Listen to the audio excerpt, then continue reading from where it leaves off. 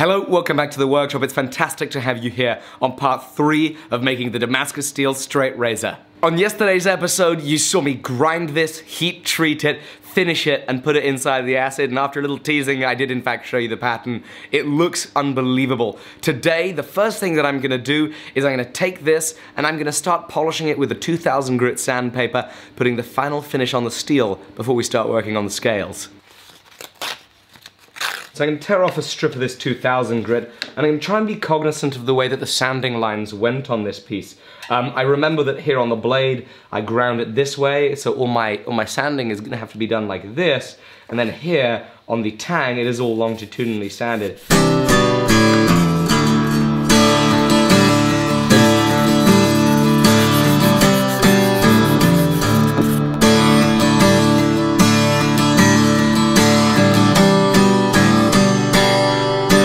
That 2000 grit gets a really beautiful finish on that Damascus steel as it polishes up the 15 and 20, leaves the 1080 nice and black. It doesn't touch it. What I now have to do is I now have to think about what materials I have and how the design of the scales on this handle is gonna go. So let's run over here and work out what materials we got. So I have these two pieces of 1/8 of an inch G10, which I'm going to use as the scales, I think. Just found this image on Google. I was trying to learn exactly how the scales are composed, how it all works, how it all comes together, and this has made it really easier, really much easier for me, as I've worked out all I need in here is a slightly tapered piece, 2 pins, riveting it, and then in here, it's super easy. This is way easier than I thought.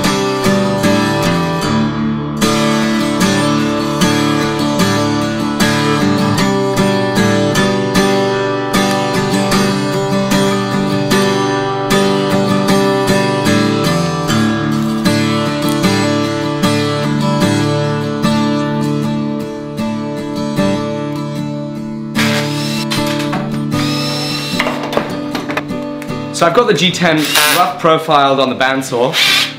I'm now going to be taking it on the contact wheel with a rough 60 grit belt, and I'm going to get the profile where I want it before getting to 120 and then to 240. From there I think the rest is going to be hand sanding.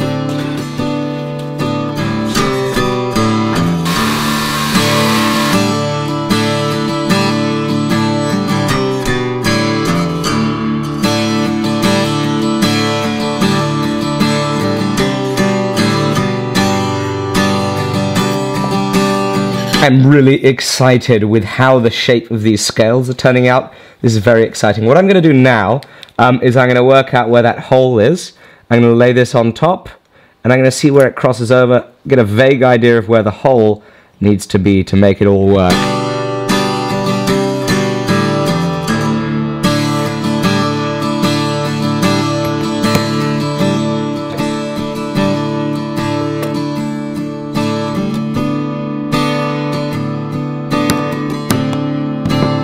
So I have my 3 holes center punched out. Actually really handy using that white marker. Allowed me to very easily plot the lines once I let it dry. However, if you're watching my live stream, you'll notice that on most occasions there, when I tried to scribe it, I hadn't let it dry enough. I have now. Now I need to drill the holes, and I'm going to use my mill to drill the holes, because obviously it's just a great hole drilling machine. It's obviously a little bit overkill for drilling some bloody plastic, but it's going to work great. Again, I'm going to use the slightly oversized... Actually, am I? I think I will still use the slightly oversized... Am I? I'm not sure. Decision to come. After much humming and hawing, I've decided I'm going to drill all these holes true 1/8 of an inch. Obviously, if it's too tight, I can always open it back up, but I think that's probably going to work a little bit better. With this material, I should be able to force the pins in and help that with the kind of dry assembly and such.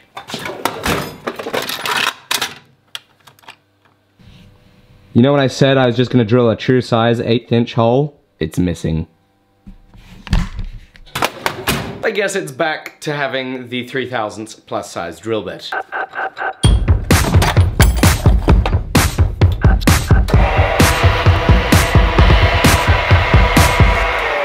Yeah, this is going to work really nicely. This is the pin material I'm going to be using. It's phosphor bronze, I think, if I recall correctly. And I'm using this over the brass because I know this pins well. So hopefully I'll have a little better success riveting it all together with this than I might with the brass. So now, obviously this is still taped together. This is also taped together. This is two pieces that are taped together. I'm now going to be working out how I'm going to make this little wedge that sits in the back here. What I think I'm going to do is I'm going to use these as, you know, a hole marking jig, so to speak. Take some through punches, punch, punch, drill, drill. Then I'll separate the two, and then at least I have two pieces. In case one goes wrong, I can always take the other one and keep working on it. And I believe I'll just grind it on down until it fits the shape.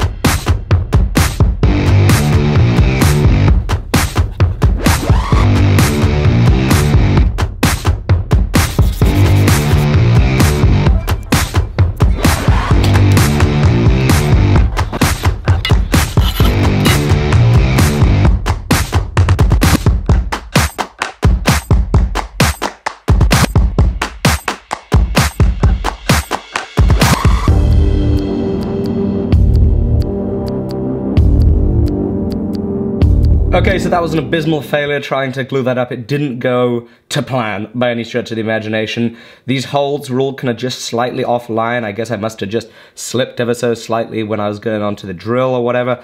So I had to open that up, and then I put it together thinking, oh, I'll be lazy and it'll be just fine. So no, in fact, I'm degreasing it all. I'm gonna give it another go.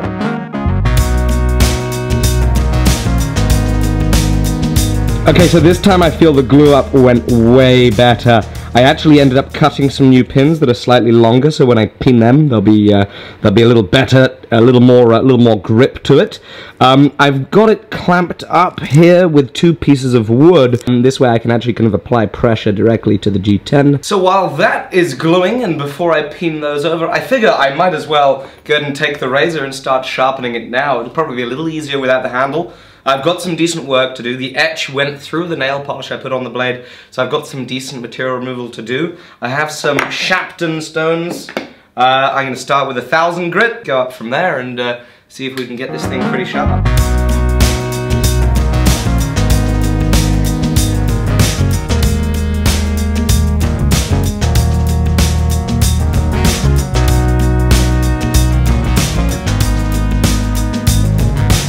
I've now been working it with 1000 grit for a while. There was a little area on this blade that I just needed to work some more because the blade wasn't kind of perfect, the edge wasn't perfectly straight along this way, so I had to kind of work down through it. As I did this, I actually saw a little kind of crack develop on the very edge, a little bit where the edge isn't consistent. It dipped down ever so slightly, so I then ended up going back to the belt grinder and just at 2 hertz, you know, an incredibly slow belt speed, I just gently worked it down. And I've been working down the edge now, however, it's still there. I'm gonna keep working it down a little bit, and hopefully I'll show you in for a little zoom in. Hopefully we can get past it. My guess is this is probably some weld delamination, just improper welding right there. But my hope is with a little more grinding, I can get down past through it. I don't know how much you guys can see, but it's looking a lot better to me. I think I've ground past most of the delam. I'm now gonna go up to a Trizact, then we'll go back to the whetstones.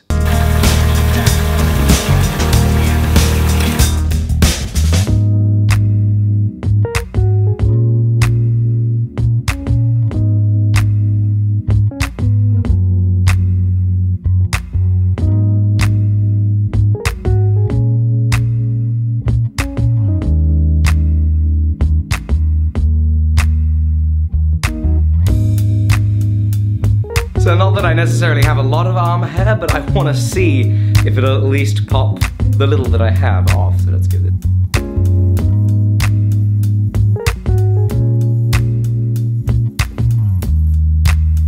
That's pretty cool.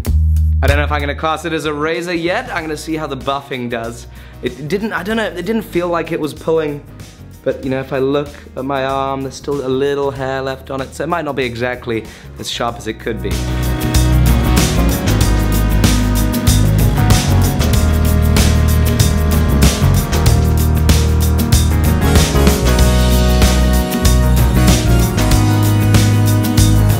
The hair on the back of my neck is approaching just about as close as I have to proper facial hair, but it doesn't quite feel sharp enough. I think it felt a little sharper at the 8000 grit. So I'm going to go back to that stone and I'm going to strop it on the stone and see if that makes it perform any better.